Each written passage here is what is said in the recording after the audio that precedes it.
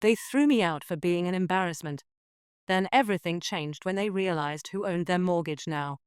At 18, my mother stood before her dinner guests and declared I was living proof that birth control isn't foolproof. The room erupted in laughter while I held their dirty plates, invisible in my own home. That night, I walked away with $63 and a backpack. 7 years later, they found me.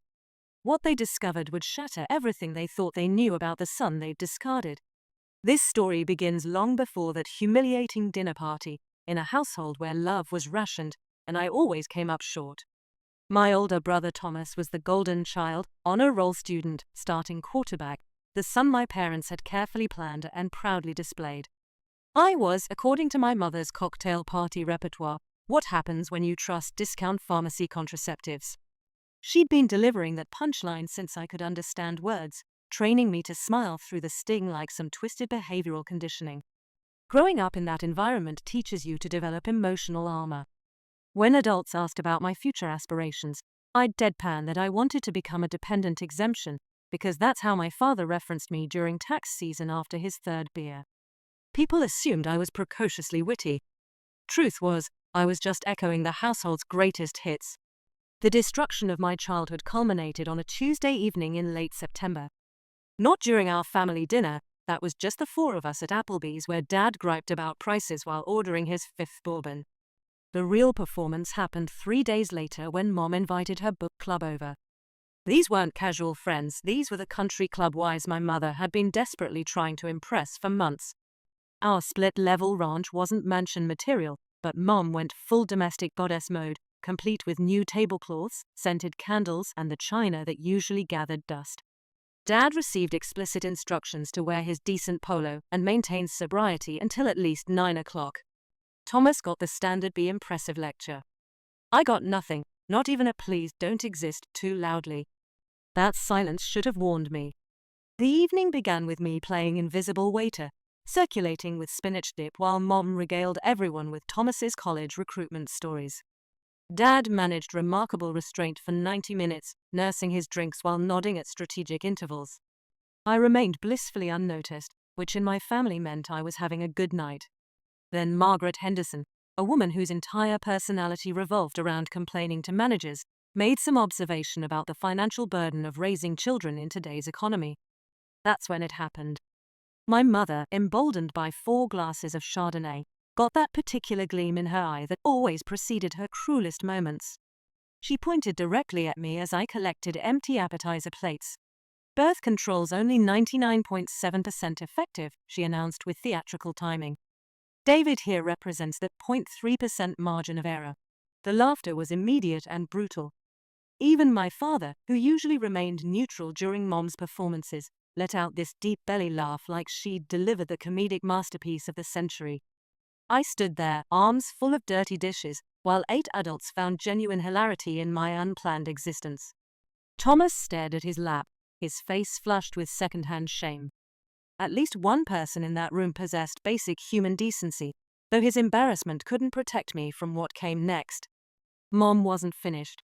We already had our perfect child, she continued, gesturing toward Thomas with wine-glass flourish. David here is what we call a beautiful mistake. More laughter. Someone, I think it was my dad's supervisor, actually said that's going to leave psychological scars, like we were watching some crude sitcom instead of a real kid's humiliation.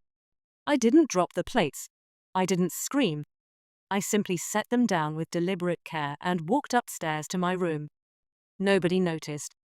The conversation had already shifted to someone's Mediterranean cruise. Sitting on my bed, something fundamental shut down inside me. Like a computer overloaded with too many programs, my emotional operating system crashed, screen went dark, and I knew with crystalline clarity that I was leaving that house forever. I dumped my textbooks from my school backpack.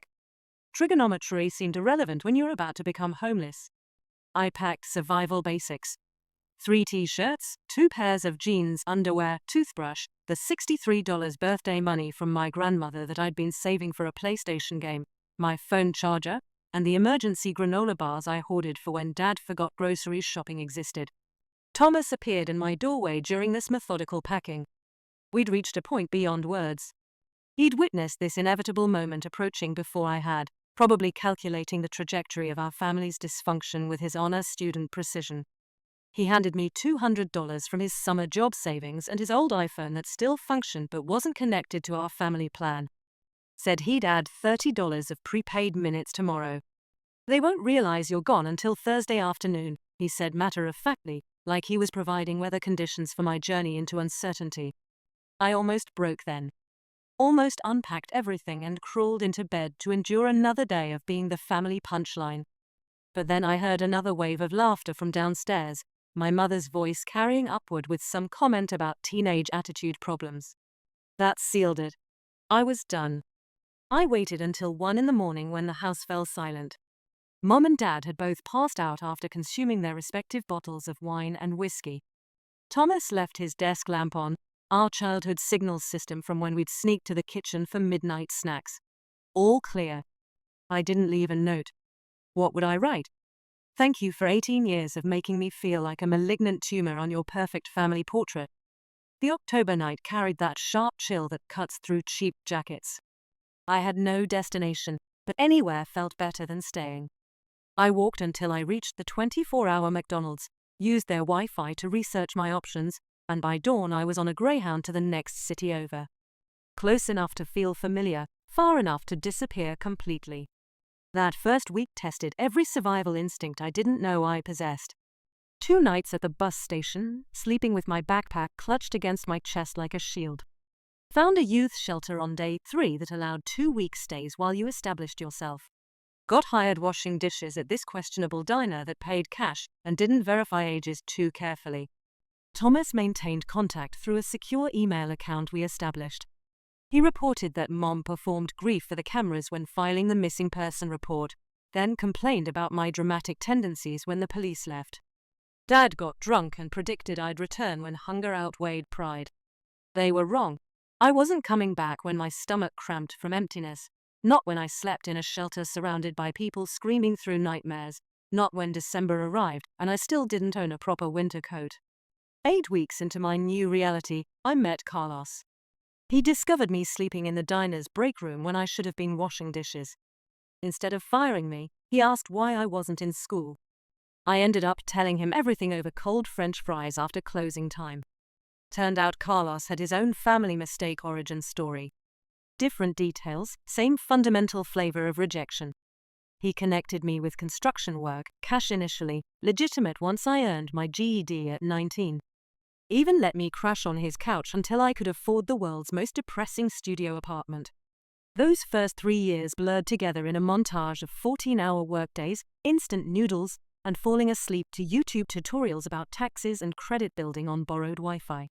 No social life because who had energy for relationships when you're rebuilding your entire existence from nothing? Thomas graduated and relocated 4 states away for graduate school. Smart strategy. We continued emailing but less frequently as he built his own life, and I constructed mine from absolute zero. Year 4 marked when I started feeling genuinely human again. Had my own place without visible mold issues, began online community college courses, even went on several dating app encounters that didn't end in complete disaster. My parents finally acknowledged I wasn't returning around month 7. Filed that missing person report that led nowhere because I was working and paying bills under my legal name. They just weren't investing much effort in finding their mistake. Thomas informed me they'd converted my bedroom into a home office by my 19th birthday. Dad claimed my baseball card collection that actually held some value. Mom told neighbors I was attending some prestigious boarding school for gifted students. That's when my perspective shifted. This wasn't just about escaping anymore. This was about becoming someone they'd regret losing, someone who'd make them realize what they'd carelessly discarded. I stopped wasting energy on anger. Rage burns calories you need for climbing. Instead, I got strategic, calculating. Started viewing money not just as survival but as power. Every paycheck, every A in my online courses, every new skill I acquired became another brick in the wall between me and that dinner table where I'd stood holding dirty plates while adults laughed at my existence. 7 years later, I'm 25. I have my own place, my own carefully chosen family of friends who actually value my existence. Thomas remains the only one who knows my location, sworn to secrecy until last month when he called with a warning that our parents were searching desperately because they needed something. Apparently, the Bank of Karma was calling in debts, and I had become their unwitting collections agent. The interest on emotional trauma, it turns out, compounds daily. Let me tell you what those 7 years taught me. When you're forced to build yourself from nothing, you develop capabilities most people never discover. I learned about personal finance through necessity, investment accounts through determination, credit building through she will. Every dollar I saved felt like another step away from ever needing those people again. Year 5 brought Sophia into my life. We met in an online study group where I helped her with a spreadsheet formula during a group project. Started with academic conversations, evolved into everything else. She was brilliant, working toward her paralegal certification while employed at a law firm. Our first real meeting happened at this unremarkable coffee shop equidistant from our apartments. I was nervous as hell, wearing my one decent shirt that still had a small marinara stain I tried to hide with strategic positioning. She arrived with her hair in this effortless bun, wearing glasses and a smile that made me forget about being anybody's mistake for 4 complete hours. I told her everything that night. Expected her to politely excuse herself and disappear. Instead, she got this expression, not pity, something colder and more calculating. She shared her own story about a toxic mother who'd used her as an emotional punching bag. We were the same species of damage, just different subspecies. Sophia changed my perspective fundamentally. Where I saw survival, she saw opportunity. She'd point at real estate listings while we ate takeout on my floor and make observations like, that building's valuation is completely wrong based on neighborhood development patterns. Meanwhile, Thomas kept me updated on the home front disasters. Dad's drinking had escalated after he lost his job. Mom's social climbing hit a ceiling when her aspirational friends realized she couldn't maintain their financial pace. Credit card debt was accumulating like interest. They'd refinanced the house 3 times. Thomas graduated and moved across the country for employment. Intelligent decision. He was the only family member who knew which city I lived in, but not my exact address. We maintained an emergency communication system where if he ever texted banana split, our old inside joke, it meant our parents had somehow located me.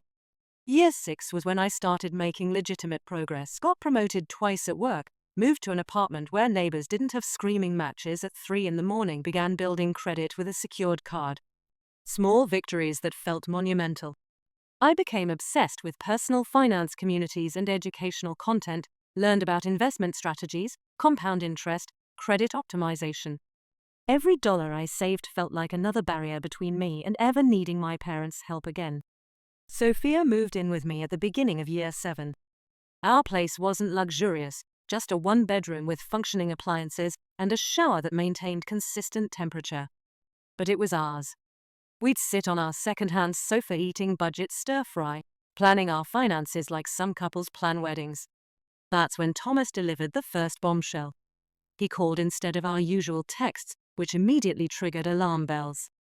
Dad had lost their house. Not immediately, they were in pre-foreclosure, but the bank was proceeding. Years of refinancing, missed payments, and Dad's failed business ventures had finally caught up with them. They had 60 days before eviction, and suddenly they remembered they had another son. Mom started posting old baby pictures of me on Facebook. Missing my baby boy every day. Please share to help us find David #missingson #comeback. The same photos she couldn't be bothered to post when I actually went missing. The comments were poetry in motion. I thought he was at boarding school. Didn't you say he joined the military? My personal favorite. Isn't that the room you turned into your office? Dad apparently joined Facebook groups for parents of estranged children, started portraying himself as this heartbroken father desperate to reconnect. Thomas said he even got sober for about 3 weeks before relapsing. I watched all this unfold from a distance through Thomas's updates and by lurking on their social media. Something cold and calculated was forming inside me.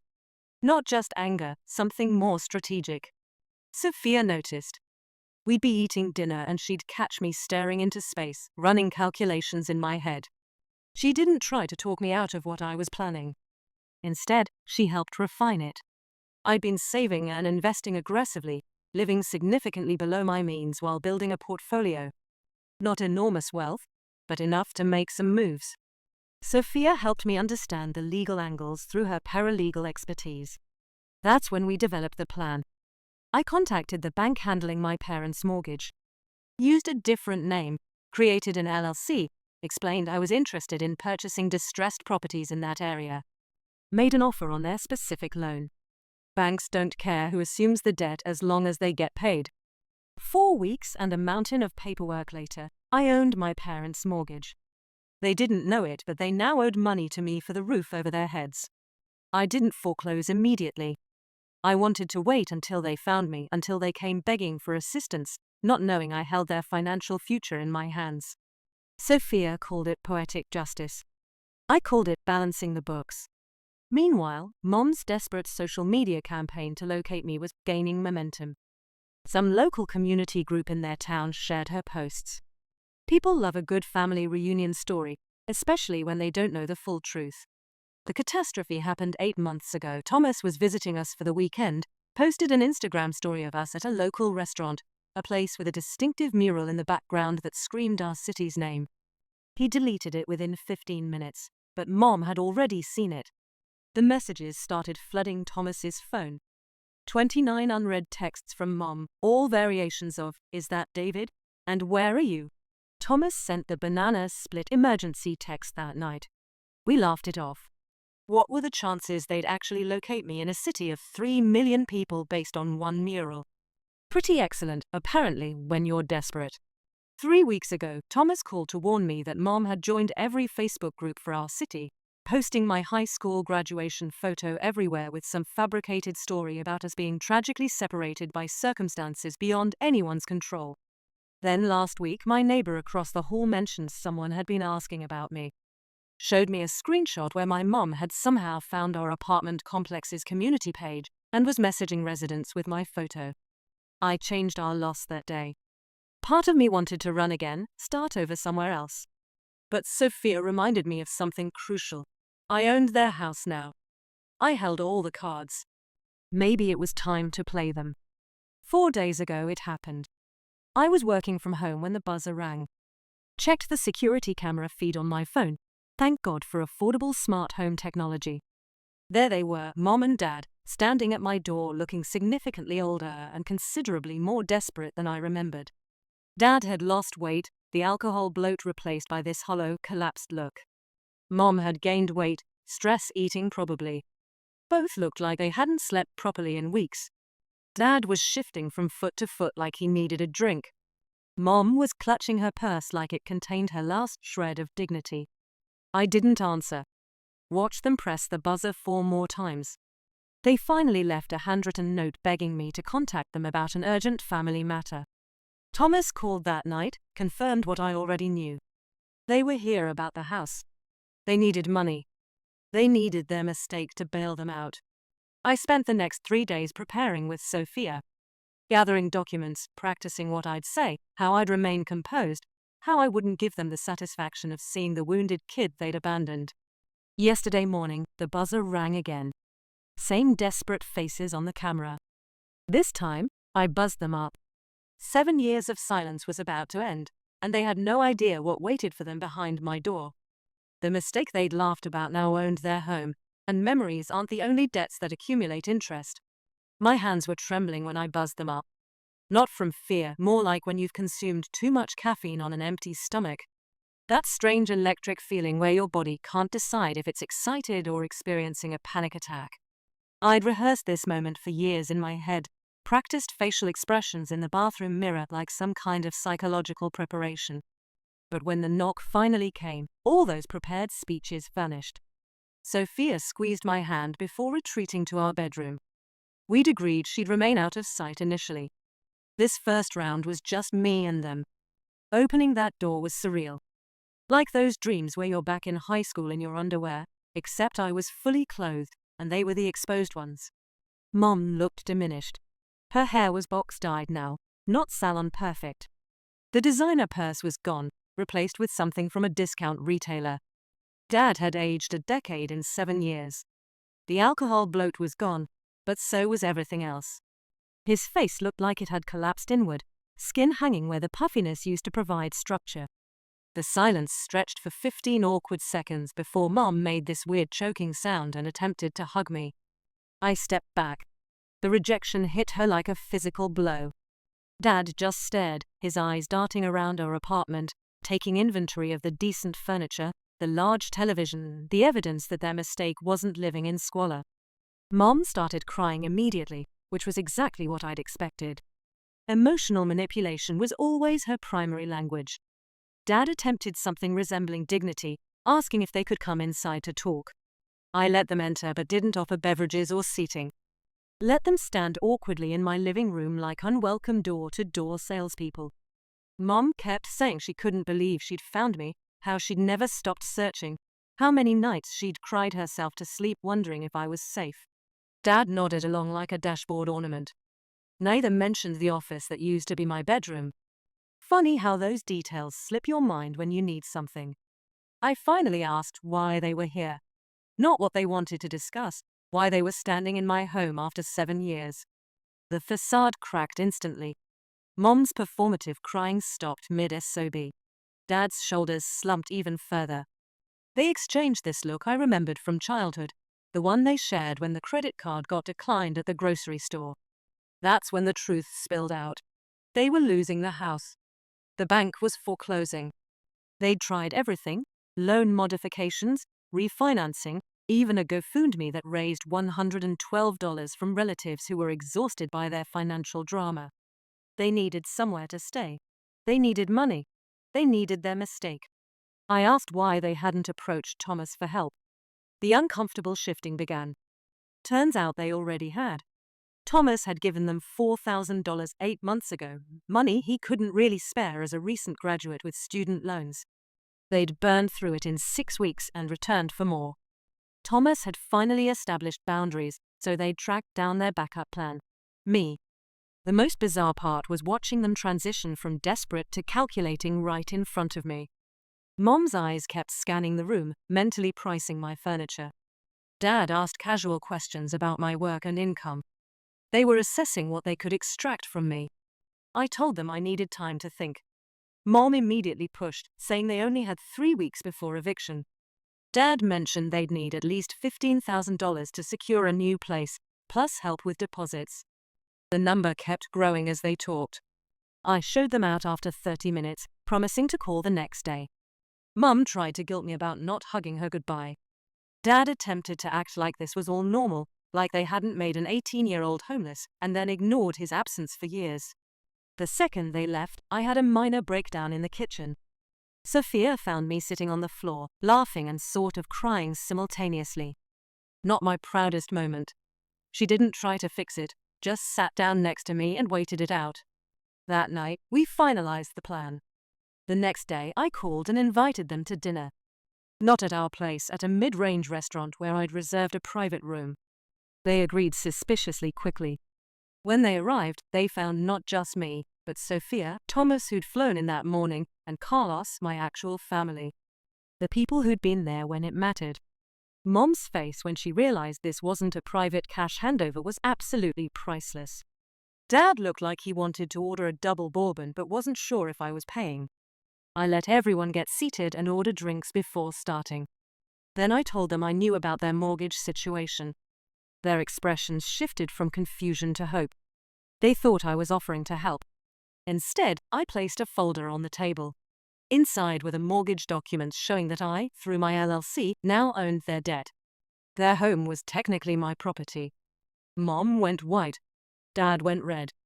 Thomas looked down at his water glass, hiding a smile. Sophia watched them with the cold analytical stare of someone observing laboratory specimens. I explained calmly and clearly that I had options. I could foreclose immediately. I could offer them a payment plan they couldn't possibly afford. I could let them stay as renters under strict conditions. Or, and here was the twist, I could sign the house over to them free and clear if they met certain conditions. First condition: they would publicly acknowledge how they'd treated me. Not just to family, but to their friends, neighbors, everyone.